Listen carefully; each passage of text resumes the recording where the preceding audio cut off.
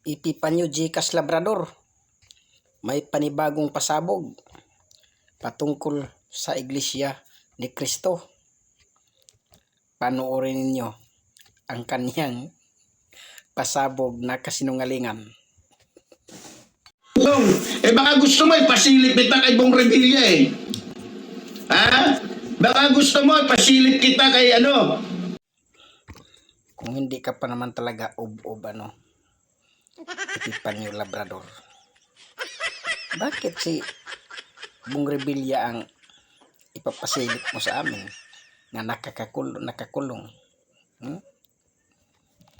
Maliit lang yun Baka sana sabi ni Senador Randy Marcolita, butiti, adilis. Sino ang big man? Na sindikato. Di ba tinuro ng mga testigo? Yung amo mo, si BBM at si Romualdez. Yun ang iniwasan mo kasi amo mo, di ba? May tanong lang ako sa iyo. Natapunan ka ba ng isang malita, ha?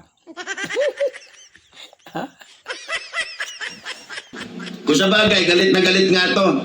Dahil yung mga membro nila, ang karamihan kasi, lalo na yung mga si Saldico. Alam nyo kung bakit hindi po mahuli-huli si Saldico? Alam nyo po ba kung sino ang kumukup-kup sa kanya? So bakit hindi nahuli ngayon si Saldico? Sino ba ang kumukup-kup sa kanya? Pakinggan yung mga kababayan, yung kanyang kasinungalingan.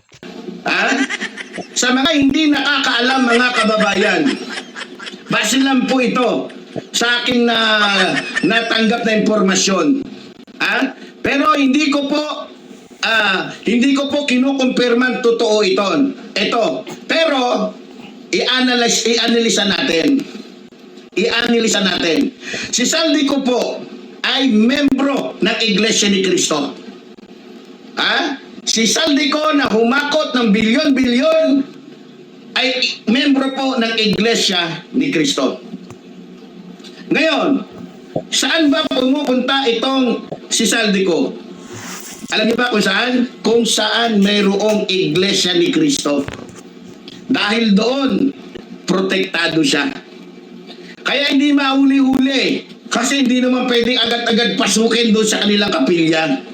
Dahil may mga underground yan.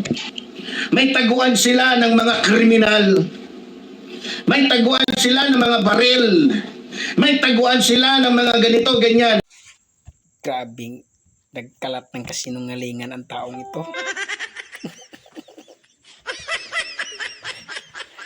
Kala mo nakapasok na sa mga kapilya ng Iglesia ni Cristo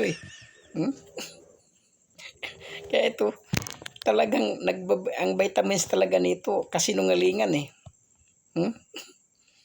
Manghihina ito kapag hindi magsisinungaling laban sa iglesia.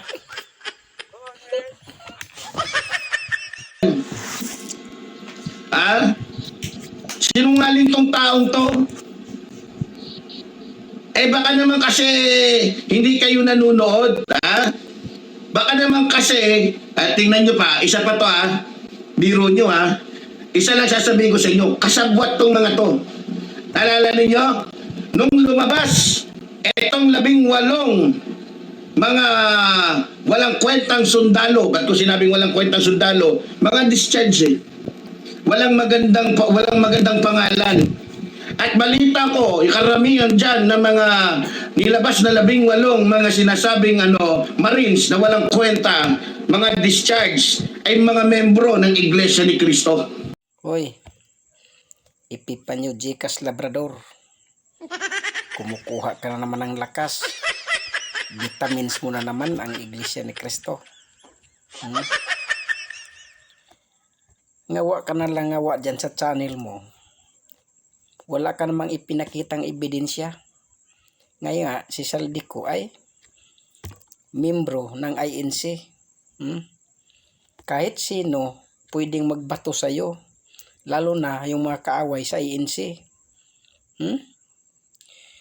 Napakasinungaling mo talaga Maglabas ka ng ebidensya. Na yan nga ay membro. Wala kang may pakita kasi kasinungalingan